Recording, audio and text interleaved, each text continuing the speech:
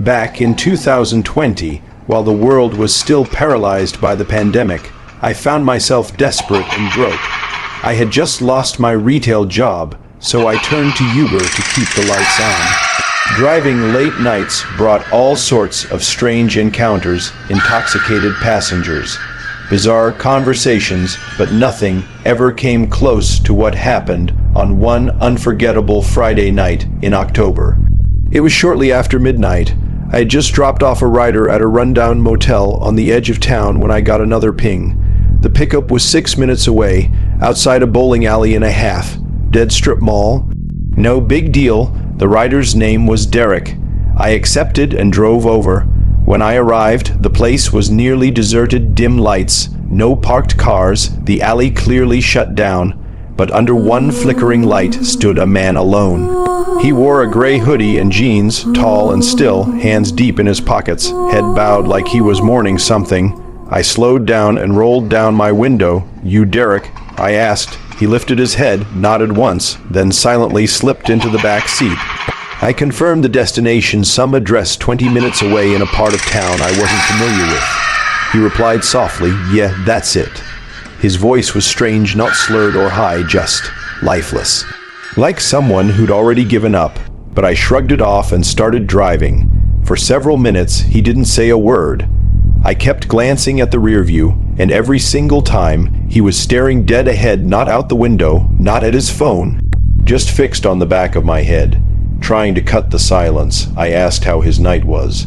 "Just needed to get out of there." He said, "Out of where?" I asked, "Doesn't matter." He replied flatly. I didn't push it. As we got closer to the destination, the roads grew darker. No streetlights, big empty yards, trees everywhere. Then, about 5 minutes before we reached the pin, he suddenly leaned forward and said, "Turn there, that driveway." He was pointing to an old, lifeless house. No lights, paint peeling, grass overgrown, not a single car in sight. "Is this yours?" I asked. "Just pull in." He said, reluctantly. I turned in and parked near the entrance. He didn't move. "You good?" I asked. He kept his eyes fixed on the front door and muttered, "Wait here." Then he slipped out and walked toward the house, not to the front, but around the side, disappearing into the darkness. I waited, uncertain. Technically, the ride was still active. I didn't want to cancel and risk penalties, but something deep inside was warning me, "Get out." I ended the ride manually. As I put the car in reverse, I saw him returning. Fast, empty-handed, with a strange look in his eyes like a mix of rage and adrenaline. I unlocked the doors. I don't know why. Maybe fear, maybe instinct. He got in and said, "Take me to the other place." "What other place?" I asked. "Just drive, I'll tell you." I told him he needed to enter it in the app. He didn't respond, just stared at me through the mirror. "I can't take you unless it's in the app." I repeated, "Nothing." Then finally he mumbled, "Back to where you picked me up." I didn't argue. I just drove. The entire ride, I could feel him watching me, not blinking. Every hair on my body was standing. The silence was suffocating. Trying to break the tension, I joked, "Rough night." "You could say that," he replied. "Everything all right?" I asked. "Not yet." He said coldly. When we reached the strip mall again, I pulled under the same flickering light. Before I could speak, he leaned forward and asked, "You ever wonder how you're going to die?" I froze. Tried to laugh it off, not something I think about. He didn't smile, just leaned back and whispered, "I think about it all the time." Then, slowly, he opened the door and stepped out. He didn't shut it right away. Just stood there, half in, half out, staring at me. "You picked the wrong guy up tonight." Then he closed the door and disappeared into the shadows behind the alley. I couldn't move for a minute. My heart was pounding. When I finally drove off, I kept checking the mirrors. At home, I looked up the trip again. Something was wrong. The name had vanished. No Derek, no profile photo, no trip history. It was like the ride never happened. I contacted Uber support. They said the trip data was unavailable. Could be a glitch, an app crash, or a rider cancellation. But I know what happened. I know that man sat in my car. I know what he said. And I'll never forget his words. "You picked the wrong guy up tonight." I've never seen him again. I pray I never do. But sometimes when a ping comes in a dark parking lot, and I see a silent figure in the shadows. I remember, and I wonder, did he ever find the right car?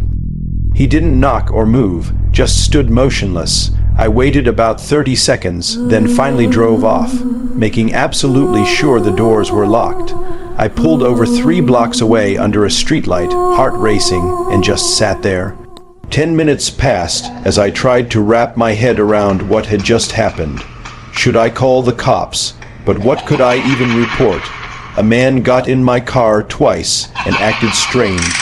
No crime, technically, so I drove home. I didn't sleep that night. The next day, I filed a report with Uber, but honestly, I regretted not calling the police. That guy, he might have been mentally unstable, and maybe someone else wouldn't be as lucky. Was it even his parents' house, or was he deep in some manic delusion? I'm 18, living alone with my dog in an apartment about 8 miles outside town. Getting food delivered can be tricky out here. You hear horror stories about Uber Eats, but you never expect it to happen to you. That's what I thought, until that Friday. I'd been cleaning the place for 2 hours, getting ready for my boyfriend's weekend visit. I was starving by 6 p.m. and didn't want to dirty the kitchen, so I ordered food. Got the alert. My driver was on his way in a white Honda Fit Sport. Being alone, I always use contactless delivery and ask them to leave it at the door. I was watching TV when the delivered notification came. I jumped up, hungry and excited, only to find nothing at the door. I checked all the units, nothing. I was about to message the driver when, knock knock, it was my neighbor holding my food. Hey, he said. Sorry, I took your order. The delivery guy was peering through your windows, and I didn't like how he looked. I thanked him, confused and creeped out. I ate, watched a movie, and got ready for bed. Later that night, my dog kept growling at the window and back door. He's small, not exactly intimidating, but his reactions freaked me out. I calmed him down and finally drifted off to sleep, only to be jolted awake 15 minutes later by loud banging on my window. My dog went wild, barking, growling, whining. I froze, hiding under the sheets but keeping my eyes on the window. I whispered into my phone and called 911. I told the operator someone was in my backyard. The window doesn't lock. They could easily lift it. She told me to move to another room and that officers were en route. I grabbed a kitchen knife and waited, watching for police lights. It felt like hours. When I peeked out my kitchen window, I saw something that made my blood run cold. The white Honda Fit Sport, parked across the street in the open field beside my building. The delivery guy's car. No one was inside, which meant he was in my backyard. The police finally showed up. I was shaking, barely able to speak. I told one officer everything. The others checked the backyard, right outside my bedroom, and inspected the car still sitting nearby. The driver was gone. But there were footprints. It had rained the night before, so the mud made everything clear. That's when panic set in. If he wasn't in the backyard or in the car, where was he? My neighbor came out when he saw the lights. He told police about taking the food earlier and how sketchy the driver had seemed. He offered to let me crash at his place, but I declined. After the police left, I went back inside, thinking it was over. I stayed up for hours, too wired to sleep. But at 2:00 a.m., there was pounding at my door, followed by police. I opened it cautiously. It was the same officer from earlier. She explained they had kept surveillance nearby, just in case. And it worked. They caught him trying to come back. He had walked right up to my door. He was arrested. She told me I didn't need to worry anymore. I thanked her, but I still couldn't sleep that night. And I never used Uber Eats again when I was home alone. I was 26 at the time, in Washington, D.C., visiting my fiancée. Let's call her Sarah. She had just completed basic training, and I flew in early before her family arrived. We had a week to ourselves, and one day, we decided to explore the historical sites around town. We saw everything: the Lincoln Memorial, the White House, the Capitol. It was a dream for me.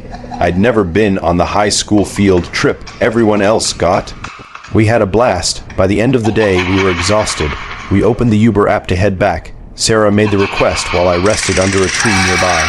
A few minutes later, a gray minivan pulled up on the street. not a normal place to stop, but she waved to me and got in. I followed, asking Uber for Sarah.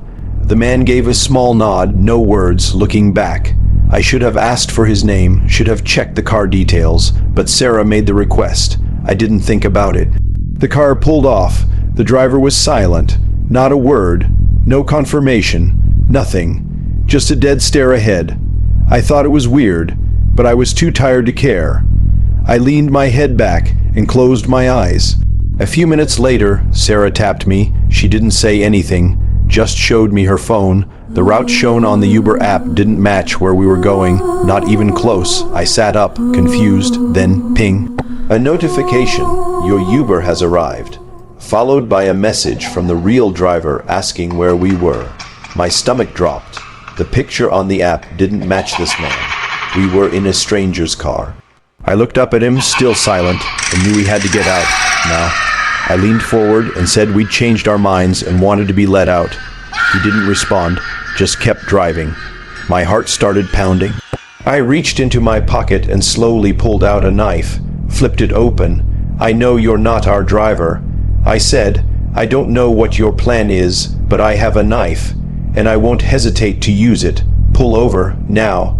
His eyes locked with mine in the rear view. He saw the blade. Without a word, he pulled over. The locks clicked. Sarah and I didn't wait. We ran. When we were a safe distance away, Sarah messaged our real driver. He came quickly, and we verified everything before getting in. We told him what happened, and his reply chilled us to the core. Apparently, several people had been posing as Uber drivers in the area, targeting tourists and luring them into their cars. Some had even gone missing. No one knew where they ended up. The only reason we were okay, I had a knife, and we realized what was happening early enough.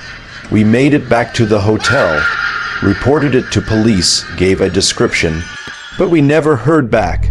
I doubt they ever found him. Please, always check your ride, always verify. It could save your life.